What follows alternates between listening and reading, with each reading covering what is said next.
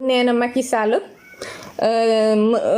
tas na Pastef et que jox na ko dëgg quoi jox na ko dëgg léegi mu des Cour suprême ma fàttali ne Cour suprême avocat wu état bi ñoom di dëggal état bi ñoom 10 avocats la ñu am ki nga xam ne moo di président Ousmane Sonko am 30 avocats ki nga xamante ne moo di président wu Cour suprême bi daf leen di jox ku nekk 1 heure partie bu nekk 1 heure après nag si la waa état bi daal ne ñoom d'accord nañu ñoom yokk nañ yeneen 2 avocats Maître El Hadji Diouf ak keneen léegi bu mu waxee loolu ñi nga xamante ne ñooy avocat wu président Ousmane Sonko yi nekk ci Cour suprême bi ñoom ñu ne mais loolu mënul nekk parce que ñun 30 lañ mënoo ñu jox 1 heure de temps 2 heures lañ soxla après juge yi daal di ne kon 1 heure 30 ku nekk te du réplique du am maanaam duñ leen déglu ba pare après ngeen ne temps bi doyul ñu leen di dolli laat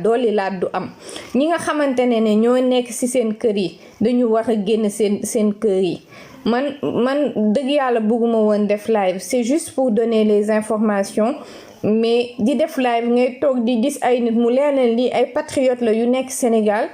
waroon génn ci mbedd bi wala inciter ñëpp ñu génn ci mbedd bi ñoom ñu toog yore seen ay téléphone j'espère que c'est pas le cas parce que tey peuple bi moo waroon génn et malheureusement le peuple sénégalais est tellement spectateur on est toujours dans la réaction même chose la ñuy wax tout le temps mais policiers yu bees tàkk yooyu noonu Macky recruté du ay sénégalais ñooñu duñu ay sénégalais ñooñu ñëw nañ depuis bu yàgg dañu même armée bi daf ko infiltrer bu mu jógee France jaar ci ki nga xam ne moo di dafa jóge ci papa Macron jaar ci tonton Ouattara jox ko pour mu àndaale Macky Sall fu mu toll nii il a des hommes partout Kaolack boobu mu nekk c'est stratégique Kaolack boobu c'était parce que dafa doon ne bu fekkee ne affaire yi kii na ba dépassé ko dina mën a jaari Kaolack dem Gambie pour mën a jaari Gambie dafa war a dem Allemagne moom dafa ne dafay def tournée économique boobu nga xam ne du tournée économique dafay natt di jauger boppam léegi nag ci tournée économique boobu muy mbubboo dafa newoon du 13 au 18 la n'est-ce pas mais du 13 au 18 léegi mu ne moom léegi dafay dem fi nga xamante ne moo di Allemagne donc c'est parce que le peuple sénégalais bon moi j'ai pas le temps pour répondre à certaines personnes hein. Donc l'information que je voulais vous donner mooy ki nga xamante ne moo di cour CEDEAO tasul Pastef Macky Sall moo tas Pastef CEDEAO dooleel ko nax tey donc ñi doon toog di xaar CEDEAO pour mu jox dëgg ki nga xamante ne moo di Ousmane Sonko ak parti bi di Pastef pour ne ni ñu ko tasee teguñu ko ci yoon et pourtant teguñu ko ci yoon parce que Macky Sall en tant que moom njiitu réew mais ku yore parti politique déjà benn jëm ci ay élections amul droit tas parti bi di Pastef te tas boo xamante ne jaarewuñ ko ci justice surtout par rapport ak li ñuy jiiñ nee na ni yaayee Pastef bu dee li ñuy jiiñ Pastef dañu waroon jaar par la justice waru woon xëy rek def un décret comme ça daal di tas Pastef te tegu ko ci dara lu concret amul benn preuve palpable ci lu muy accuser Pastef surtout na que ne les morts sont de quel côté? Les morts sont de quel côté? Qui sont ces personnes qui sont mortes? ñan ñi dee ñan la fan la ñu bokkee kan moo taxoon ñu génn kan moo leen rey ana enquête yi mais bu fekkoon ne Pastef dafa génn sax yore ay pistolet di tirer ay nit di rey ay nit wala yore ay nervi mais ñi yore woon ay nervi ñëpp gis nañ leen ñi ñu rey ñëpp gis nañu lan moo taxoon ñu doon résister ak pour kan ak pour lan moo taxoon ñu doon résister du coup c'est tellement injuste en fait mais ça on le savait très bien dissolution bi c'est pas légal teguñu ko ci dara c'est injuste France dañoo tas fii nii yàggul dara benn parti bakki de moo njaay mardi justice bi daf leen delloowaat leen seen récépissé ni ngeen leen tasee respecté wu leen benn procédure loolu mooy droit loolu mooy justice parfois mën na xaw a weng sax mais justice boo xamante ni ñun suñu boss dafa def nii carrément c'est trop. Sénégalais yi toog na nekk spectateur toujours dans la réaction dañuy bàyyi ba mbir ma dem ba pare après ñëpp jóg ñu commencé na di biti c'est pas comme ça. Il faut anticiper les choses, faut pas attendre que les choses se fassent pour que après ngeen bëgg jóg naan lan lu mu def ngeen ne lan loolu amul benn sens. loolu oui chef oui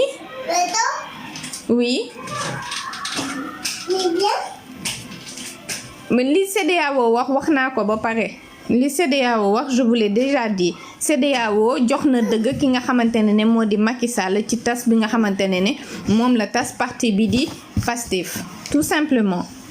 Voilà donc CEDEAO joxe na décision jox na dëgg ki nga xamante ne moo di Macky Sall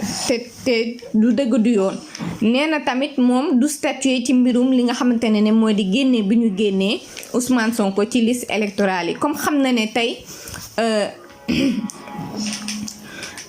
comme ñoom xam nañ ne tey état bu Sénégal dafay joxe verdict. Attention Adama comme xam nañ ne état du Sénégal dafay joxe verdict bi donc ñoom en fait kii nañu quoi xam ni ñu koy waxee ci olof ils ont été lâches parce qu'ils veulent pas donner un verdict, une décision en fait. Et ils devraient, mais ils sont tellement ridicules, ils sont tous tellement ridicules qu'ils veulent pas prendre leur responsabilité. Donc ils vont laisser la responsabilité au Sénégal. Le Sénégal décider rek mooy nara nekk loolu tout simplement. Donc xamee leen ko noonu léegi nag Sénégalais yi soit mais c'est ça, les Sénégalais devraient sortir dès maintenant, c'est pas après, c'est pas à 15h ou je sais pas quand. C'est maintenant. C'est maintenant. Non, yow Sénégalais du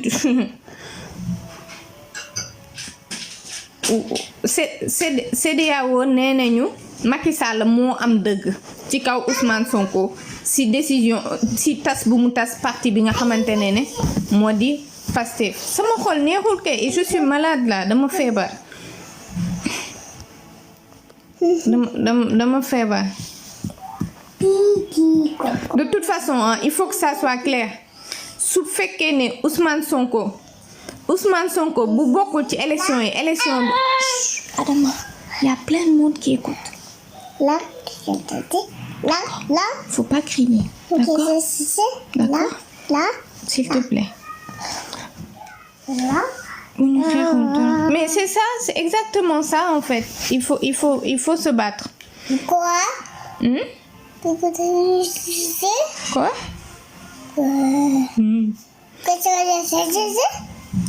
Mais c'est ça en fait da ngay wax ba sonn da nga leen di jox information yi en temps et en heure. Da nga leen di jox information yi en temps et en heure wax leen lépp lu xew wax leen enjeu yi.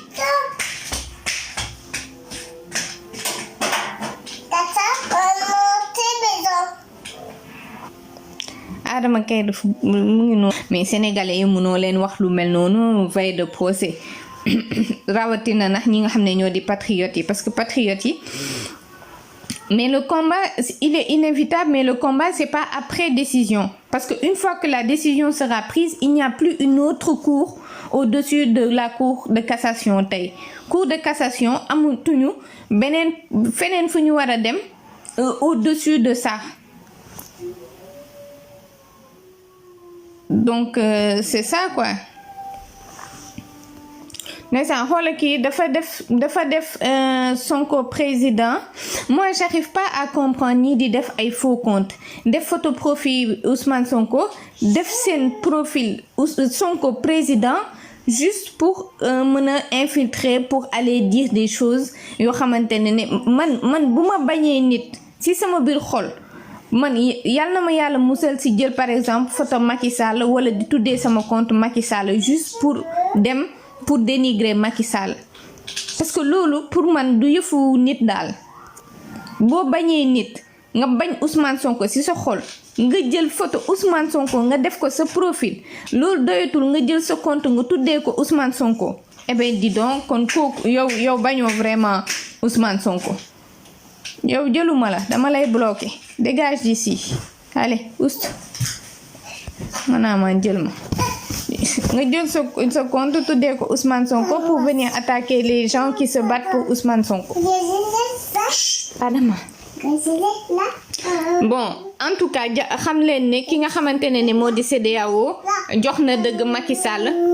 Adama je vais rentrer je vais partir là. Attends. Donc tais-toi. Donc xool ñëpp ñu ngi ko naan Adama tais-toi yaay live bi ñëpp a ngi ko naan mais Adama doppi ñu déglu sa yaay lu muy wax. déedéet du dem boo ko defee noonu xam nga dina fi yu bàyyi ma rek ma naxanteeg mu ni nga nee na la non déedéet du nelaw bàyyi ko fi rek ak ji xool ak kii nee na ko Adama noppi.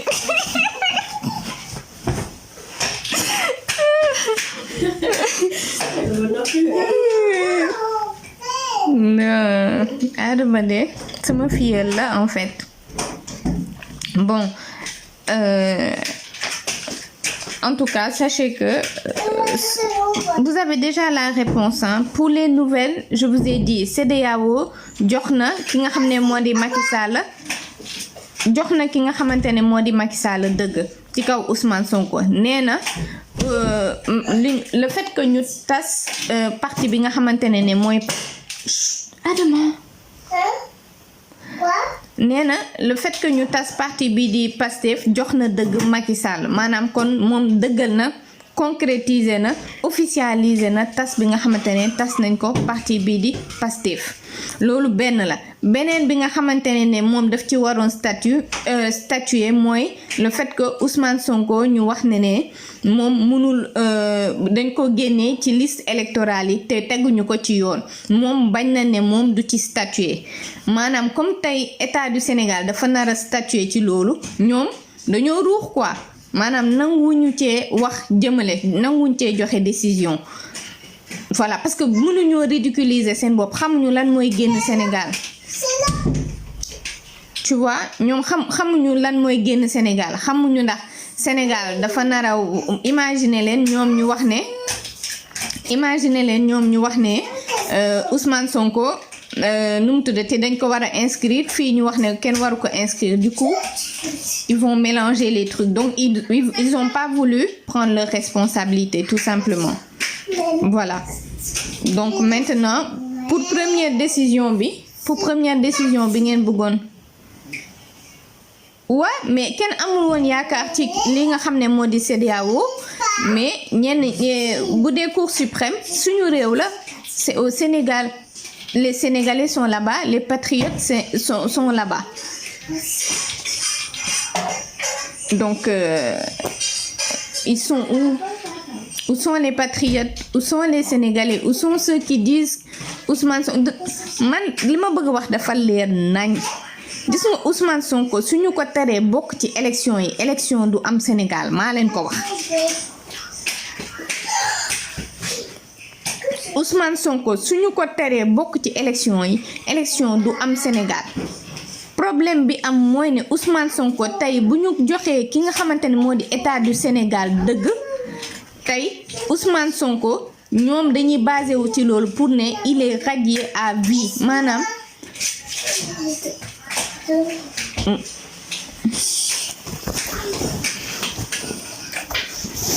attendez 2 secondes. Le problème c'est pas en fait Madame, pousse-toi. Pousse-toi s'il te plaît.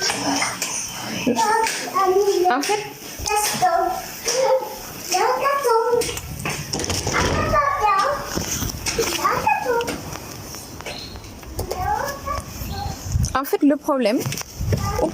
voilà ma def nii en fait le problème mooy lan mooy ne Ousmane Sonko tey bu ki nga xamante ne moo di Cour suprême joxee dëgg bu Cour suprême joxe dëgg ki nga xamante ne moo di état du Sénégal Ousmane Sonko tey à partir de tey du mënati bokk ci benn élection maanaam Cour suprême comme dafa nar a nangul état du Sénégal que ne Ousmane Sonko contumax la te Ousmane Sonko nekkatul contumax à partir du moment où jàpp nañ ko ba pare ku ñu jàpp sa contumax dafay tëb nekkatoo en situation de contumace mais ki nga xamante ne moo di Ismaïla Madior Fall ci ay pexeem ci xelam bu bëri keroog bi ñu defee seen dialogue yi ba pare ñoom ci biir dialogue bi dafa jël daal di ciy dugalaale ci biir article L29 bi ne bu ñu la jugé par contumace c'est fini mënatuñ la bind ci liste électorale yi tu ne peux pas être inscrit ci ay liste électorale Al-Amin, tu peux pas me dire que c'est faux ce que j'avance parce que moi ce que j'avance je le base sur des textes. Arrêtez de venir contredire les gens. Su fekkee da nga am yow sa version bopp demal nga wax ko feneen. Moi je suis pas une manipulatrice ni une menteuse. Ce que je dis, je le sais, je le connais et c'est sur des textes très très clairs yoo xamante ne dafa net. Ba Adama xam nga billaay yaa ko tey. Sarax ma rek. Pardon Adama, d'accord je pars pas je reste ici ça waxoon naa la damay direct pour informer nit ñi Adama de laay daw ndax yéen mun ko ci yéen a tax may daw Adama du coup en fait L29 bi dañ leen ci expliquer ñu ne leen ci biir L29 bi que ne am na ay liste ku nekk luñ la condamné luy tax ba yow mënuñu laa bind ci liste électorale yi par contre ki nga xamante ne moo di xam ngeen nu mu tudd dialogue bi dañ ko def une après que bi ñu jugé ki nga xam ne moo di Ousmane Sonko ok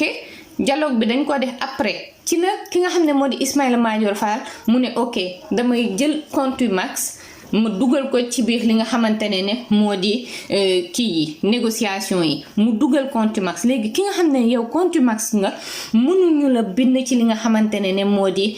liste électorale yi ñoom ñu ngi jàpp Ousmane Sonko contumax mooy koo xamante ne jugé nañ la te yow kenn gisu la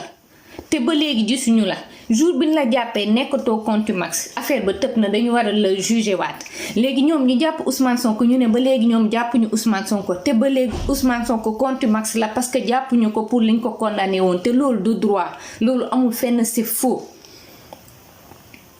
Est-ce que vous comprenez donc loolu mooy problème bi léegi donc tant que ñoom état du Sénégal ñu ngi wax ne Ousmane Sonko contumax la ñoom ñu continuer yore nguur bi wala keneen ku lâche comme ñoom ñëw jël nguuru Sénégal donc kooku noonu vous croyez que kooku dina jël Ousmane Sonko génnee ko ci situation de contumace bu mu nekk mais pas du tout bu dee ci L30 bi dañ ne la ku mën a bokk mooy koo xamante ne purgé na peine maanaam tëdd na peine bi ñu ko kii bi ba pare wala ñu gracier ko te suñu ko gracier su ko président gracier dafay toog après 5 ans après mu door a mën a bokk maanaam même nii bu benn président ñëwoon il faut que président Ousmane Sonko fekk tëdd na 2 ans yi ñu ko condamné nii ba pare buñ ko gracier 5 ans après lay mën a bokk maanaam même 2029 sax du mën a bokk vous comprenez même 2029 sax du mën a bokk te pour ñu mën a dindi situation de contumace bi mu nekk il faut que lu mel ni assemblée nationale beneen bii di am nit yooyu fay nekk député yooyu noonu ñu voté ci majorité bi daal di voté ne dañuy dindi loolu noonu ci code électoral bi est-ce que vous comprenez c'est ça loolu mooy problème bi léegi nag Ousmane Sonko bu ñu ko dindee nii ci liste électorale yi il perd li ñuy woowee ses droits civiques maanaam mënatul voter mënatuñ ko voter loolu benn la mënatul am benn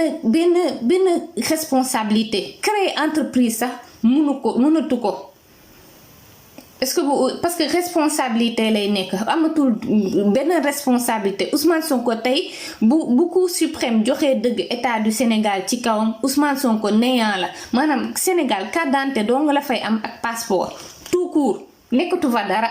mairie bi dañ koy nangu ci moom mairie Ziguinchor bi dañu koy dem jël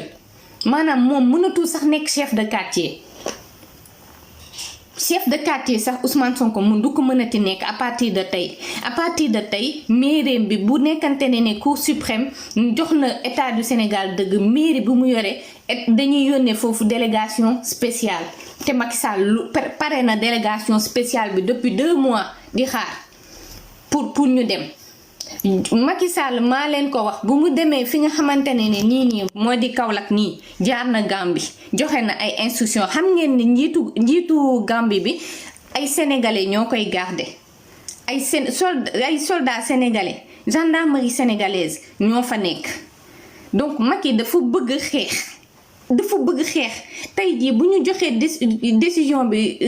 mu favorable à Macky décision bi bindal nañ ko juge ba pare loolu moo tax ñu ne leen woon il faut que peuple sénégalais bi génn en masse pour dissuader leen su ko defee peut-être au moins bu ñëpp peuple bi yëpp génnee peut-être ñu dellu ginnaaw si lu ñu bëgg a def CEDEAO sax c'est pas grave parce que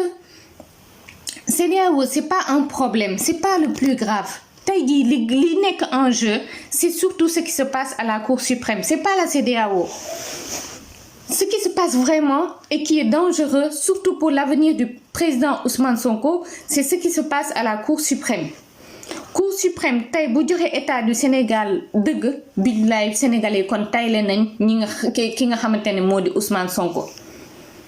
tey bu joxee dëgg ki nga xamante ne moo di état du Sénégal kon Ousmane Sonko tayle ngeen ko Ousmane Sonko maa leen ko wax di ngeen bu ñu joxee état du Sénégal dëgg semaine prochaine ngeen dégg Macky Sall dem na ba visiter cellule lan moo tax ma leen Macky Sall visiter na cellule bi mu war a yóbbu Ousmane Sonko Kédougou te Macky Sall dafay def coup bu métti Amadou Ba maa leen ko wax fii day toog dina provoquer xeex par force xeex pour que mu mën a def li nga xam ne moo di état d'urgence bi su fekkante ne état de siège bi marché wul comme ni mu ko bëggee armée ñu ne armée dafay jël armée boo xam ne France moo ko choisir dañuy gaboniser gis ngeen Gabon ni ñu def gis ngeen ñu France moo fa teg ko arrangé et tout loolu moo tax gis ngeen ñun suñu général bi nga xamante ne moo di Mbaye Cissé kooku c'est un produit purement français doomu France la moo tax Macky teg ko fi Macron moo ko tànn moo tax moomu ñu jël lendemain fête de l'indépendance bi ñu jël ko moom daal di wàccee ki fi nekkoon te c'est un pur produit français je suis désolée Sénégalais, il faut nga wax leen ce qu'il en est. On a beau parler, je sais que la plupart de ceux qui sont là, ce sont les Sénégalais de la diaspora. Mais les Sénégalais qui sont au Sénégal, sincèrement, on ne vous doit plus rien, on n'a plus rien à vous dire. Lépp lu information joxe nañ ko, lépp loo xamante ne en temps et en heure chaque jour du nelaw du yow boo feebaree sax dangay forcer diree ko pour mën a def vidéo pour informer nit ñi wax nga leen li nga xamante ne mooy enjeu yi wax nañ leen lépp deselatuñ leen dara on a tout dit on vous a donné toutes les informations dëgg yàlla tey moom lépp si loxo sénégalais yi la nekk Sénégalais yi nekk biir Sénégal ce n'est pas du tout la CEDEAO faut oublier la CEDEAO parce que Ousmane Sonko mën na dem li nga xam dem bokk élection ci coalition loolu du problème il a déjà sa coalition qui est déjà prête c'est pas un problème de parti Pastef tas nañ ko wala tasuñu ko même buñ ko tasee anyway ce qui est important c'est que Ousmane Sonko garde ses droits civiques yow moom nit ñi am yeneeni problème nga nekk fii di ñu wax ay waxi dof est-ce que vous comprenez ce qui est vraiment important c'est ça c'est ce qu'on explique on a beau expliquer voilà donc c'est au peuple c'est la Cour suprême tout va se passer là-bas c'est là-bas léegi nag sénégalais yi ñooy xool est-ce que si le droit il est pas dit dañuy toog sénégalais dañuy toog di xaar que le droit soit dit ou pas alors que c'est ce qu'il faut pas ça c'est le piège parce que tey bokkul ak yeneen yi nga xamante ne mën nañ def li nga xamante ne moo di ay recours demaat encore beneen tribunal tey mooy cappaandaw bi. tey mooy cappaandaw bi normalement les avocats ont chacun de leur côté 1h30 1h30 pour ñi may demander délibéré bi c'est à quelle heure. Donc c'est 1h30 1h30 pour chaque partie bu nekk am na 1h30 pour wax léegi après si nañuy nee nañ du ñu mayewaat plus encore après ñoom dañuy délibérer. Donc mais évidemment le droit ne sera pas dit. Qu'est-ce que vous voulez? Les Sénégalais sont là. Macky Sall a bien dit hier que dara du xew. Loolu moom Sénégalais yi ñoom ñooy xool rek. Non, à 9h c'était la CEDEAO. Ils avaient dit à 9h CEDEAO ci lay commencer. Après CEDEAO a commencé à 10h. CEDEAO na jox na ki nga xamante ne moo di état du Sénégal dëgg ci tas bi ñu tas parti bi di Pastef. Donc ñoom joxuñu dëgg Ousmane Sonko te xawma ci yan base lañ ko teg. Sincèrement wax nañ tout sauf le droit. Parce que façon bi ñu tasee Pastef ce n'est pas légal. C'est un président de la République bu jiite parti politique bu am candidat am ci ay élection moo jël beneen parti politique daal di koy tas parti opposition bi nga xam ne moo gën a faar moo gën a taxaw jàkkaarloog moom mu tas ko ci loo xamante ne vraiment tegu ko ci benn yoon di ko jiiñ affaire de terrorisme pour ne dafay tas te xam nañu kan moo doon semer terreur kan moo continuer di semer terreur kan moo recruter ay nervi te loolu du parti bi di Pastef moo yi am ci ban côté la ñu jóge xanaa parti Pastef dafa génn ba pare di tourner waat di rey ay propres militants wam ak ay propres sympathisants wam.